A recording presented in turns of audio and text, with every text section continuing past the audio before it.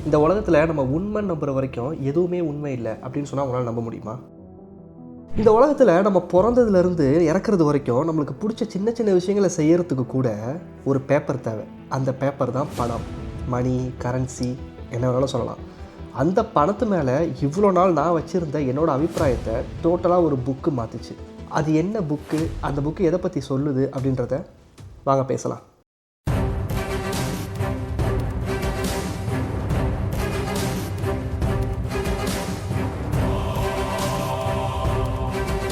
யுவல் நோவா ஹராரி அப்படின்ற ஒரு ரைட்டர் எழுதின ஷேப்பியன்ஸ் அப்படின்ற ஒரு புக்கை பற்றி தான் இன்றைக்கி நம்ம பேச போகிறோம். அந்த புக்கில் ஓவரால் எதை பற்றி பேசியிருக்காங்க அப்படின்னா, மனிதகுலத்துடைய மொத்த வரலாறை பற்றி பேசியிருப்பாங்க. அதில் நம்ம தெரிஞ்சுக்க வேண்டியது எக்கச்சக்கமான விஷயம் இருக்குது. அறிவு புரட்சி, வேளாண் புரட்சி, விஞ்ஞான புரட்சி அப்படின்னு பல விஷயம் இருக்குது. ஸோ அந்த புக்கை நான் ஓவரால் படிச்சுக்கிட்டு இருக்கும் போது இந்த ஒரு பக்கம் மட்டும் என்னை ரொம்பவே இம்ப்ரெஸ் பண்ணிச்சு. ஒரு ஃபியூ லைன்ஸ் மட்டும். அதில் யுவல் நோவா என்ன சொல்லியிருப்பார் அப்படின்னா, மக்களுடைய நம்பிக்கை தான் இந்த உலகத்தில் எல்லாமே அப்படின்னு சொல்லியிருப்பார். உதாரணத்துக்கு இப்போ நம்ம பணம் எடுத்துக்கிட்டோம்னு வச்சுக்கோங்களேன். அந்த பணத்தை நம்ம பணம் நம்புகிற வரைக்கும் தான் அது பணம். உலகத்தில் இருக்கிற ஒட்டுமொத்த மக்களும் அந்த பணம் கிடையாது அப்படின்னு நம்பிட்டாங்க அப்படின்னா அது ஜஸ்ட் அ பேப்பர் தான். ஃபார் எக்ஸாம்பிள், இப்போ என்னோடய ஹேண்ட் கர்ஷிப்பை எடுத்துகிட்டு போயிட்டு நான் இந்த உலகத்தில் இருக்கிற எல்லா மக்களையும் இந்த ஹேண்ட் கர்ஷிப் தான் பணம், இதுதான் கரன்சி அப்படின்னு நம்ப வச்சுட்டேன்னா அதுக்கு வாய்ப்பு இல்லை. இருந்தாலும் நான் நம்ப வச்சுட்டேன்னா அந்த கர்ஷிப் தான் பணம். ஸோ இவ்வளோ நாள் நம்ம பார்த்த பணம் எல்லாமே பணம் இல்லை அப்படின்ற மாதிரி ஆயிரும். இப்போ நம்ம ஜிபேலாம் பண்ணுறோம்ல, அதில் போயிட்டு 10,000 ஒரு பொருள் வாங்கணும் அப்படின்னா நம்ம ஃபோனில் இருக்கிற 100000 ஒரு 5 நம்பரு அவர் ஃபோனுக்கு மாறுது. அதை பார்த்துட்டு அவர் அந்த 10,000 பொருளை தூக்கி நம்மள்ட்ட கொடுத்துட்றாரு. எந்த நம்பிக்கையில் அவர் தராரு? வெறும் இந்த ஃபோனில் இருக்கிற ஒரு நம்பர்ஸ் அந்த ஃபோனுக்கு போகுதுன்றதுனால பணம் அவர் கைக்கு போச்சுன்னு அர்த்தமா? அது எப்படி அவர் நம்புகிறாரு? இதே ஒரு 20-30 வருஷத்துக்கு முன்னாடி இன்டர்நெட்லாம் இல்லாத காலத்தில் போய்ட்டு நம்ம ஜிபேவை காட்டி ஒரு 4 நம்பரை தட்டி அவங்க ஃபோனுக்கு அனுப்பி விட்டு உங்களுக்கு காசு வந்துருச்சுன்னா அவங்களால நம்ப முடியுமா? ஏன்னா அப்போ இருந்த நம்பிக்கை அது கிடையாது. அப்போது அவங்களுக்கு ஃபிசிக்கல் ஃபார்ம் இருந்துச்சு, பணம். ஒரு பேப்பரை கையில் கொடுத்தா அவங்க நம்பினாங்க. ஆனால் இப்போ மக்கள் டிஜிட்டலைஸ் ஆகினதுனால எல்லாருமே ஜிபே, ஃபோன்பே நம்ப ஆரம்பித்ததுனால அந்த பணம் நம்பர்ஸாக மாறிடுச்சு. இதே 1990, 80 ஜிபேலாம் இல்லாத காலத்தில் போய்ட்டு நம்ம ஜிபே பண்ணோன்னா நம்மளை துரத்தி விட்ருவாங்க, செம்ம கோவமாயிடுவாங்க. ஏன்னா மக்கள் எல்லாமே அதை நம்புகிறாங்க. அவங்க நம்புகிற வரைக்கும் தான் அதுக்கு பவர் அப்படின்றது தான் அந்த ஃபார்முலாவை தான் யுவல் நோவா சொல்கிறாரு. இந்த ஃபார்முலாவை பணத்தில் மட்டும் இல்லைங்க, இன்னும் நிறைய விஷயத்தில் அவர் சொல்கிறாரு. என்ன சொல்கிறாருன்னா, கண்ட்ரி, இப்போ நம்ம நாடு விட்டு நாடு இருக்கோம்ல, இப்போ நான் கேனடாவில் இருக்கேன், நம்ம மக்கள் இந்தியாவில் இருக்காங்க, சைனா, துபாய், அமெரிக்கா, பல கண்ட்ரி. இந்த கண்ட்ரிலாம் பூமியில் இருக்கிற வரைக்கும் தான் இது கண்ட்ரி. ஸ்பேஸுக்கு போய் பார்த்தா எந்த பார்டருமே தெரியாது அப்படின்றாரு.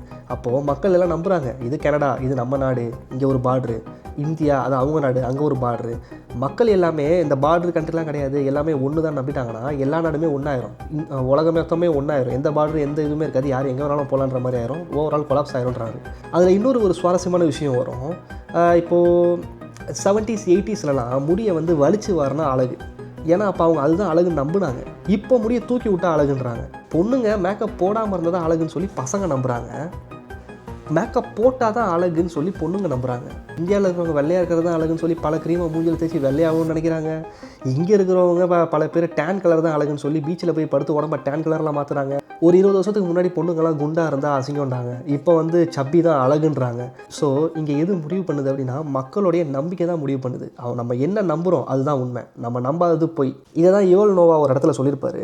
மனுஷனோட முக்கியமான பலம் என்ன? அவனோட இன்டெலிஜென்ஸ் கிடையாது, அவனோட ஃபிசிக்கல் ஸ்ட்ரென்த் கிடையாது.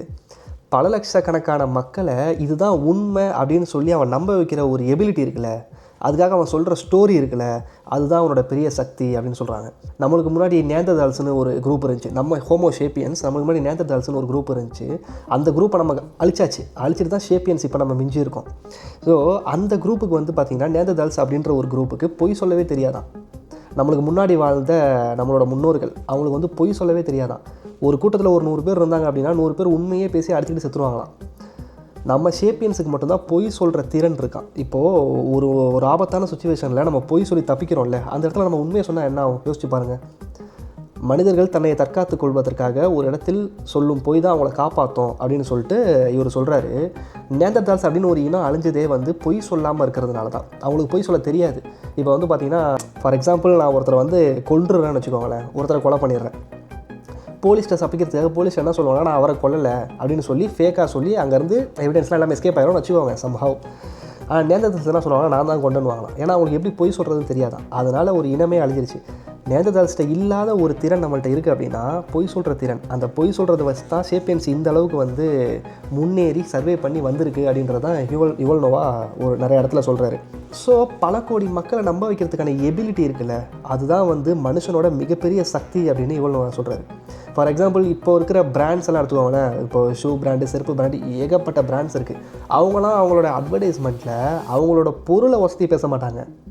ஏன்னா அவங்களோட குவாலிட்டியை மற்ற பிராண்ட்ஸும் கொடுக்க முடியுன்றது அவங்களுக்கு நல்லாவே தெரியும். மக்களோட நம்பிக்கையை எவ்வளோ சம்பாதிக்கிறோம் அப்படின்றது தான் முக்கியம். மக்களை எவ்வளோ நம்ப வைக்கிறோம் நம்ம பிராண்டு தான் சூப்பர் அப்படின்னு. இப்போ ஃபார் எக்ஸாம்பிள் ஒரு நைக் ஷூ எடுத்துக்கிட்டிங்கன்னா, நைக் ஷூவில் இருக்கிற குவாலிட்டியை பூமா ஷூனாலையும் கொடுக்க முடியும். இப்போ கேம்பஸ் அப்படின்ற ஒரு பிராண்ட் இருக்குது, அதனாலையும் கொடுக்க முடியும், யார் வேணாலும் கொடுக்கலாம். ஆனால் மக்கள் இப்போ வரைக்கும் என்ன நம்புகிறாங்க? நைக்கோட குவாலிட்டி பெஸ்ட்டு, அவரால் மட்டும்தான் அது கொடுக்க முடியும். மற்ற லோக்கல் பிராண்ட்லாம் அவங்க நல்லா இருக்காது, சீக்கிரம் போயிடும் அப்படின்னு நம்புகிறாங்கல்ல, அந்த நம்பிக்கை தான் அந்த பிராண்டு சம்பாதிக்கிறது. ஸோ இந்த நம்பிக்கையை விதைக்கிறாங்கல்ல, இது தான் சொல்கிறாங்க மனுஷனோட மிகப்பெரிய சக்தி அப்படின்னு யுவல் நோவா சொல்கிறாரு. ஸோ இந்த கான்செப்ட் எனக்கு ரொம்பவே பிடிச்சிருந்துச்சி.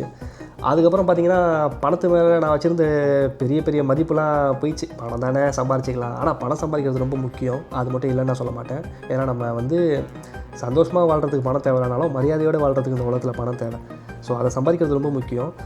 பட் பல பர்ஸ்பெக்டிவ் இருக்குது அப்படின்றது தான் இந்த வீடியோவில் நான் உங்ககிட்ட ஷேர் பண்ணிக்க விரும்புகிறேன். ஷேர் பண்ணிட்டேன், ஓகே, எனக்கு ரொம்ப ஹாப்பி. இதே மாதிரி நிறையா இருக்குது நம்ம பேச வேண்டியது, போக போக பேசலாம். அடுத்த 1 பேஜ் கண்டென்ட்டில் நான் உங்களை சீக்கிரமாக சந்திக்கிறேன். Ta-ta, bye by.